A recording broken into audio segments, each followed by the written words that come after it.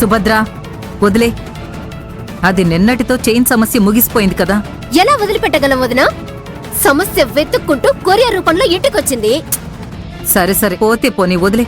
చిన్నపిల్ల కదా, విలాసంగా బతికింది లేదు కదా, అందుకే ఈ ఫోన్ తీసుకోవాలని కోరుకునుంటుంది. అయ్యో అలాంటిదేమీ లేదు. అందుకని నేను ప్రేమతో మొదటిసారిగా నా కోడలికి నేను బహుమతిగా ఇచ్చిన చైన్ తీసుకెళ్లి అమ్మేసి కాస్ట్లీ ఫోన్ కొనుక్కుంది. పదే పదే అదే చెప్పి దెప్పి పొడవడం ఎందుకు? నేను ఇది ఆర్డర్ పెట్టలేదు, నన్ను నమ్మండి.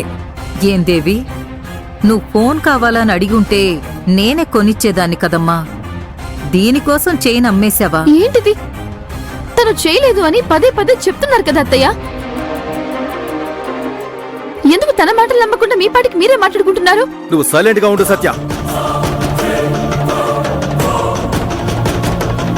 ఏయ్ దేవి, ఇప్పుడు తీసుకో.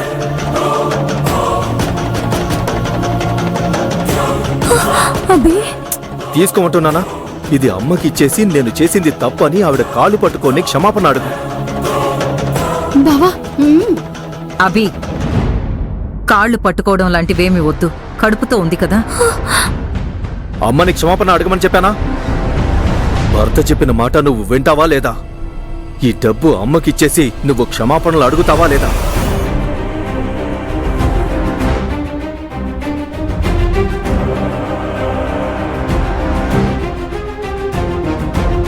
మీ డబ్బు ఇదిగో అంటే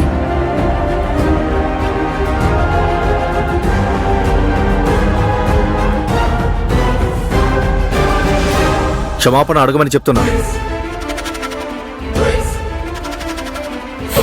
నన్ను క్షమించండి. మాటలతో చెప్తే సరిపోతుందా?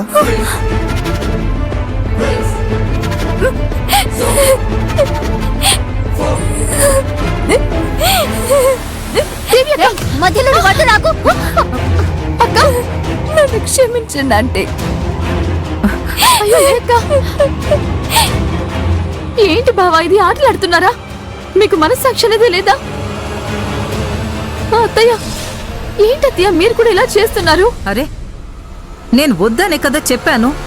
తను నా కాళ్ళు పట్టుకుంటే నేనేం చేయగలను? ఏంటి అర్జున్, ఏంటిదంతా?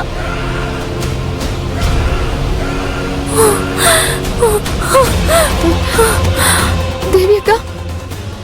అభి, డబ్బేం వద్దు బాబు, ఇదిగో తీసుకో.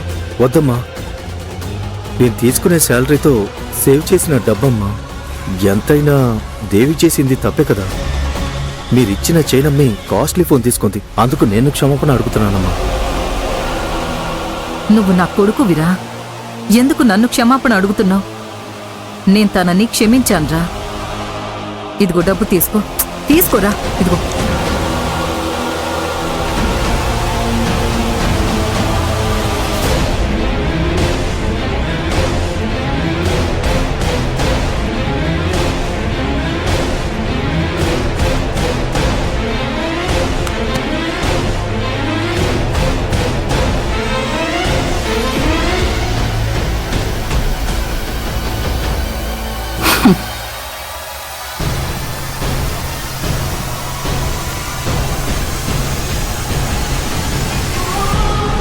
వదినా,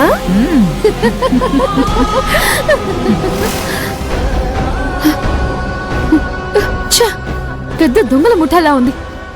మానవత్వం కొంచెం కూడా లేని మనుషులు కడుపుతో ఉన్న అమ్మాయిని పట్టుకుని బాధ పెట్టి ఏడిపించి కాళ్ళు పట్టుకునేలా చేస్తున్నారే. మా అక్కని వాళ్ళ కాళ్ళు పట్టుకునేలా చేసిన ఏ ఒక్కరిని క్షమించను. నేను వదిలిపెట్టను. నేను ఎవరో చూపిస్తాను. అయ్యో, తలంతా నొప్పిగా ఉంది.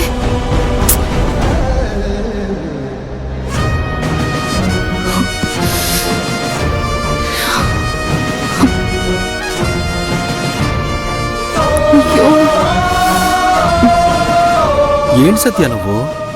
ఇంటికి పెద్ద వ్యక్తి అమ్మ మాట్లాడుతోంది, నీ పాటికి నువ్వు గౌరవించకుండా ఎదురు మాట్లాడుతున్నావు. ఏం మర్యాద? ఎందుకు మర్యాద? ఒక అమాయకురాల్ని పట్టుకుని మీరందరూ కలిసి ఇంతగా టార్చర్ చేస్తుంటే నేను చూస్తూ సైలెంట్ గా ఉండలేకపోతున్నాను. ఇంకేం చేయమంటావ్?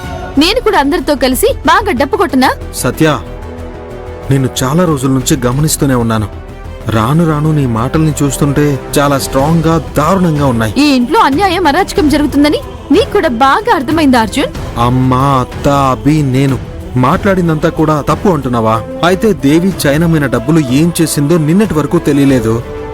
సడన్ గా ఈ రోజేమో ఫోన్ డెలివరీ అయింది, అది కూడా తన పేరుతోనే వచ్చింది. 224 అని మేము చెప్తే నీకు తప్పుడు లెక్క అనిపిస్తుందా? నేను దీన్ని సహించలేకపోతున్నాను.